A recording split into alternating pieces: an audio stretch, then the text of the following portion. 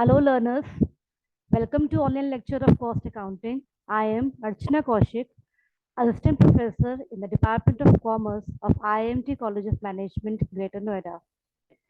The topic of today's lecture is Reconciliation of Cost and Financial Statements. The learning objectives of the current lecture are meaning of reconciliation statement. Number 2 is need and necessity of the statement. Number 3, the reasons for difference between profit and losses of both financial and cost accounts. Then we go for with the format of reconciliation statement. After that, problems of reconciliation. And lastly, we'll do a case study. Meaning of reconciliation statement. When the cost accounts and financial accounts are maintained separately in two different sets of accounting books, that is non-integral system, we say, the profits and losses shown by both may not agree. Therefore, it becomes necessary that periodically the profits or loss shown by two sets of accounts is reconciled. What we do is, if we follow non-integral system, the accounts of financial accounts and cost accounts are maintained separately, as a result of which the results of both the accounts may vary, and hence here comes necessity of the statement of reconciliation. It is prepared for showing the reasons for difference between the results disclosed by cost and financial books. The need of this statement, number one, is to reveal the reasons for difference in profit or loss between cost and financial accounts. That means we will look into the reasons why the difference occurs in both the accounts. Number two, second need is to check the arithmetical accuracy of both sets of accounts, as well as to detect the errors or omissions committed in the accounts. While maintaining accounts of both financial and cost accounts, we may commit some errors or we can go for some omissions also. To overcome all these problems, we have to prepare the statement of reconciliation, and with the help of that statement, we will be able to check the arithmetical accuracy of both the accounts. And last need is to ensure the reliability of cost accounts in order to ascertain the cost of production correctly. Once we reconcile both the cost accounts and financial accounts, and if we are tallied with the profits of both the accounts, in that case, it is ensured that the cost accounts prepared by us are reliable. As a result, the reliable cost accounts will be able to determine the cost of production correctly. Next is the reasons for difference in profits and losses shown in cost and financial accounts. Why the differences are there in the cost and financial accounts if we maintain them separately. So these are various items which are the reasons for the concern. Number one is items shown only in financial accounts. There are certain items which we will discuss in later slides. The items which are only shown in financial accounts. As a result, the profits of financial accounts will vary as compared to cost accounts. Similarly, there are certain items which are shown in cost accounts only and not shown in financial accounts. As a result, again, the profits will vary. We have absorption of overheads in cost accounts. It could result into under absorption or over absorption. However, in financial accounts, we only add the overheads at their actual amount. In cost accounting, we go with the absorption point. So because of absorption, we may go with the under absorption or we may face the problem of over absorption. As a result, the problems of difference arises. Another reason is difference in valuation of inventories. While maintaining cost accounts, we may follow different methods for valuing the inventories like raw material, semi-finished goods, or finished goods. On the other hand, while maintaining financial accounts, we may follow the different method. As a result, because of different method, the valuation of inventory will vary. Now we go into details of different reasons. First reason is the items shown in financial accounts only. We will look into the points, we will look into the items which are shown only in financial accounts, and that too income part. We have two sides of financial accounts now. One side is income side, other side is expense side. So in the income side, we have certain items which are shown only in financial accounts, not in cost accounts. For example, number one is profit on sale of assets and investments. Yes. We have number one, profit on sale of assets and investment.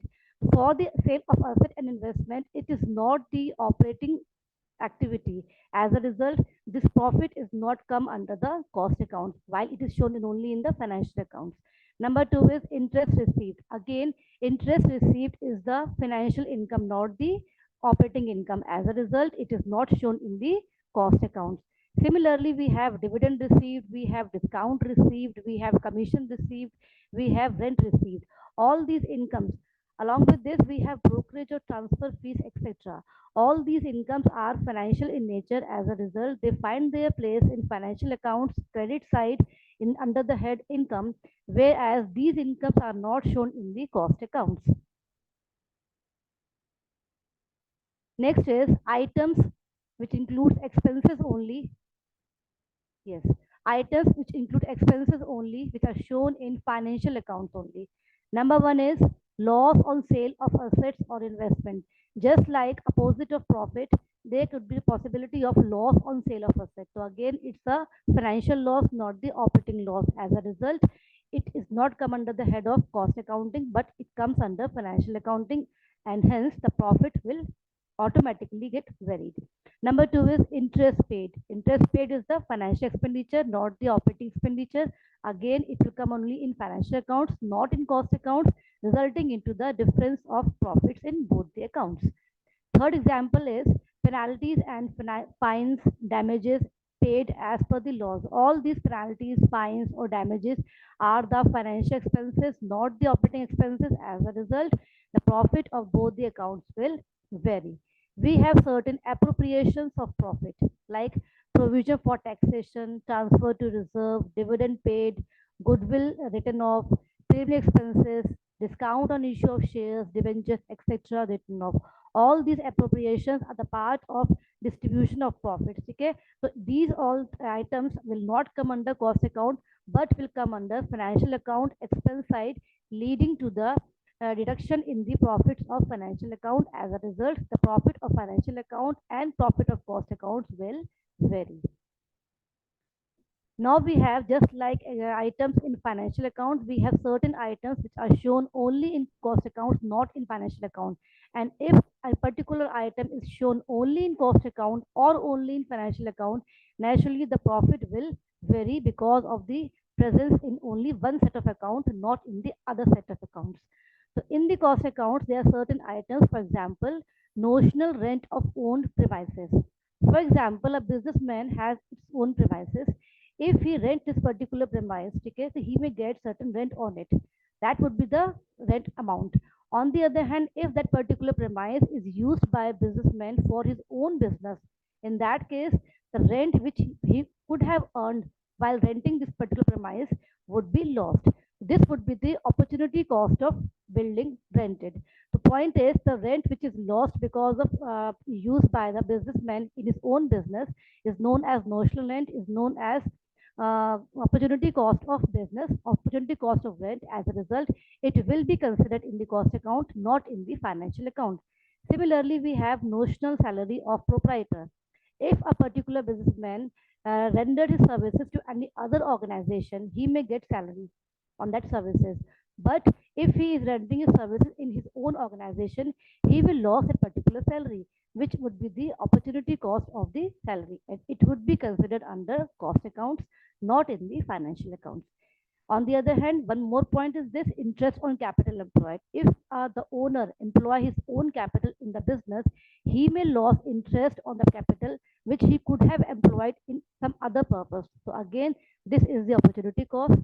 So the opportunity cost find their place in cost accounts, not in the financial accounts.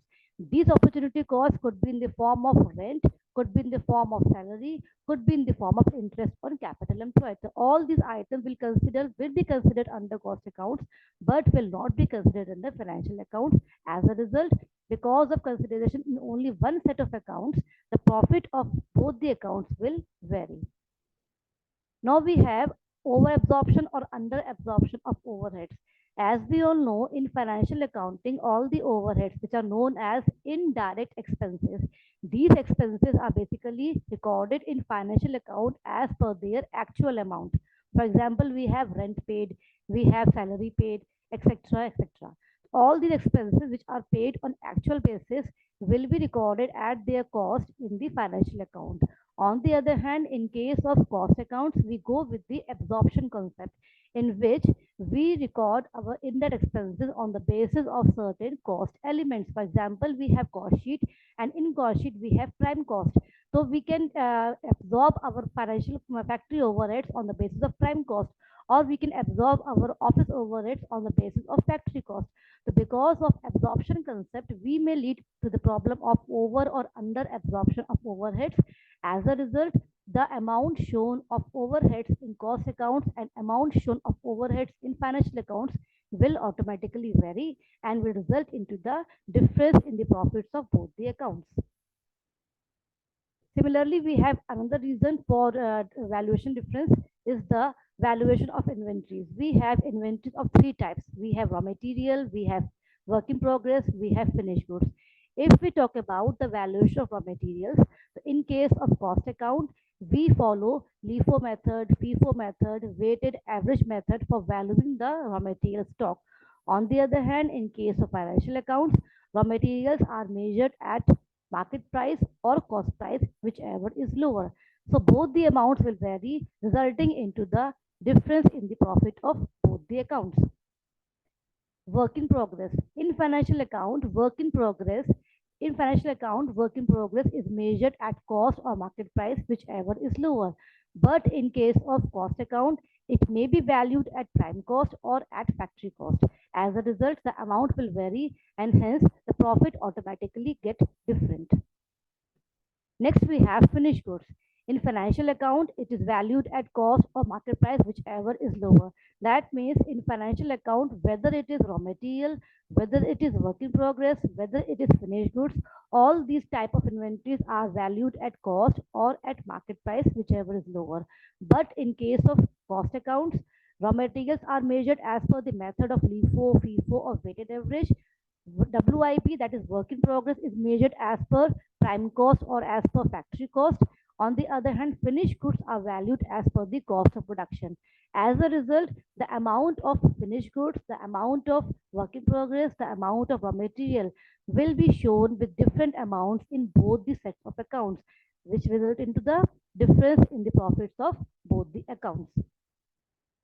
We have certain abnormal gain and losses items which are shown only in the financial accounts, not in the cost accounts. And if abnormal gains or abnormal losses are shown in the financial books, ultimately the financial profit will be different as compared to the profits of the cost accounts. For example, abnormal wastage of material, loss by theft or fire or accident, cost of abnormal idle time, etc. All these are non-operating losses because of which they are not shown in the cost accounts. Now we have the statement of reconciliation, which have the particular format which we have to follow while reconciling both the accounts to check whether profits are shown are correct or not. So first of all, we will start with the profit as per the cost accounts, and we will add certain items and we will less certain items so that we can ultimately lead to the profit as per financial accounts. So first of all, if we start with profit as per cost accounts, we will add items like over absorption of overheads in cost accounts. For example, if the cost of rent paid is rupees 20,000 and you have made the absorption as rupees 25,000, that means overheads in the form of rent are over absorbed with the amount rupees 5,000, because of which the profit of cost accounts are reduced by rupees 5,000. But we have to reach to the position of profit as per financial account. As a result, we have to add rupees 5,000, which is the over absorbed amount of rent. Similarly, we have items credited in financial accounts only. If the items are credited only in financial accounts only, that means in cost accounts they are not placed. But we are starting with the profit as per cost account. So ultimately we will have to add these items so that we could reach to the profit as per financial accounts. Likewise, we have overvaluation of opening stock in cost account. Opening stock is basically the debit side item. It's a part of expense item, and if it is overvalued, that means cost accounts profits are less as compared to financial accounts profits. Ultimately, we will have to add that particular overvalued amount of opening stock in the statement. Similarly, just opposite of it, undervaluation of closing stock.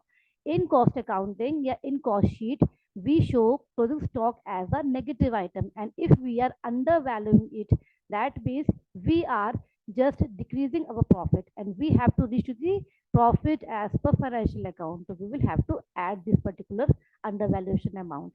Similarly, we have certain items under less category like under absorption of overheads in cost accounts.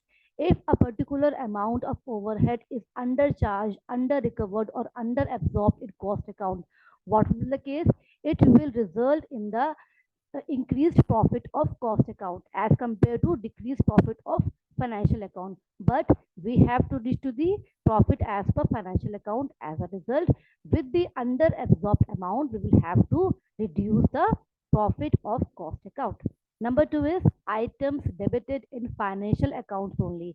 If a particular item is placed on the debit side of financial account, that means expense side gets increased in financial account. On the other hand, it is not shown in cost accounts. As a result, the profit of cost accounts would be increased. But we have to reach to the profit as per financial accounts. So we will have to deduct that particular item from the profit as per cost account so that we can reach to the required position. Similarly, undervaluation of opening stock in cost account. As we have added overvaluation of opening stock, we will have to deduct the undervaluation of opening stock. Likewise, undervaluation of closing stock in cost accounts was added. So opposite of that is overvaluation of closing stock in cost account will be deducted. Now we have types of problems. While we are attempting the examination, you could be asked for preparing the you could be asked for preparing the statement of reconciliation, or you could be asked to prepare the cost sheet and statement, or you could be asked to prepare the P&L account and statement.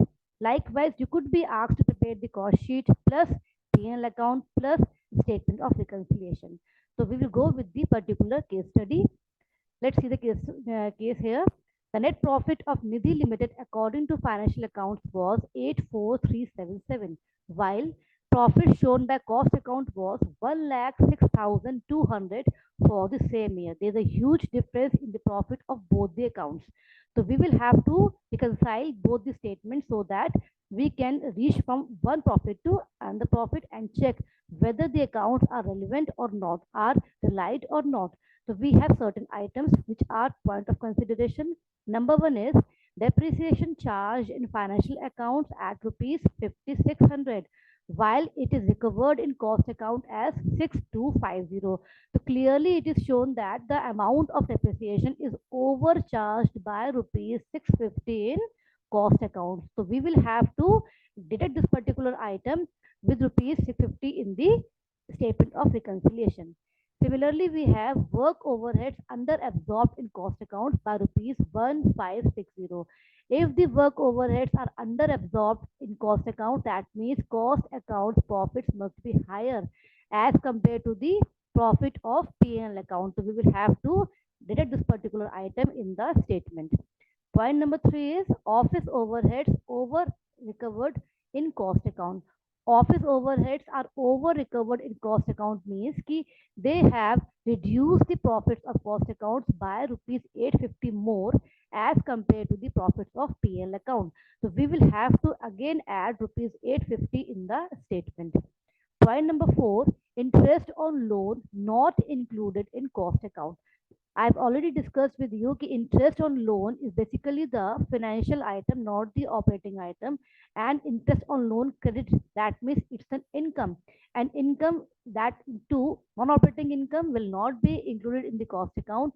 As a result, it will be have to be added in the statement of reconciliation so that we can reach to the profit as per PL account. Fifth item is loss due to obsolescence charged in financial account. Again, it's a non-operational loss. It will be shown in the financial accounts only, not in the cost account. And it being a loss, it will reduce the profit as per P&L account. So again, in the statement, we will have to reduce this particular item in the profits. Last sixth is bank interest and dividend received. Again, it's a financial income not shown in cost accounts, and we will be starting with the profit as per cost account. So we will have to add these particular items.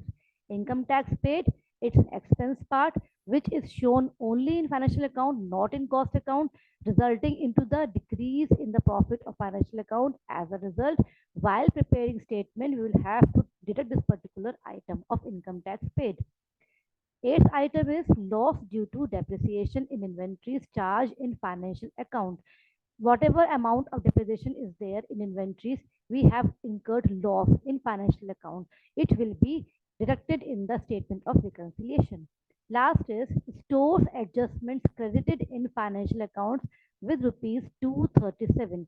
These are store adjustments and these are credited in financial account but not in cost account. So ultimately we will have to add this amount 237 in the statement of reconciliation. So let's see how this statement has been prepared.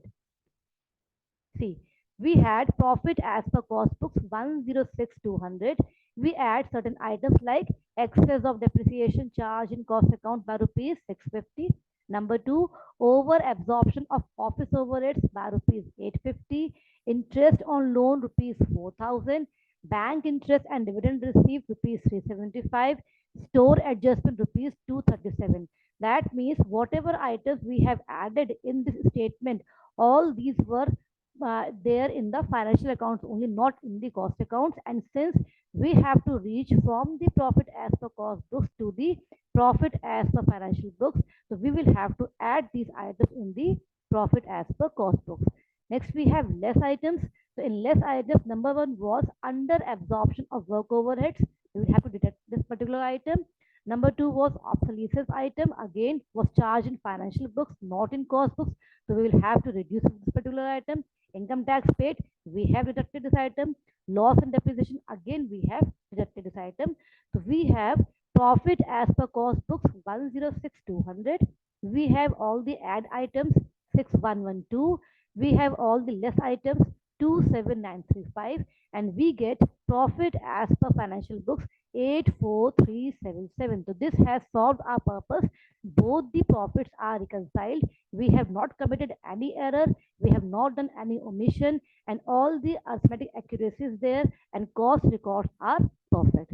So this is all about the statement of reconciliation. I hope you have understood this very well. Thank you so much for the current session. Okay, bye.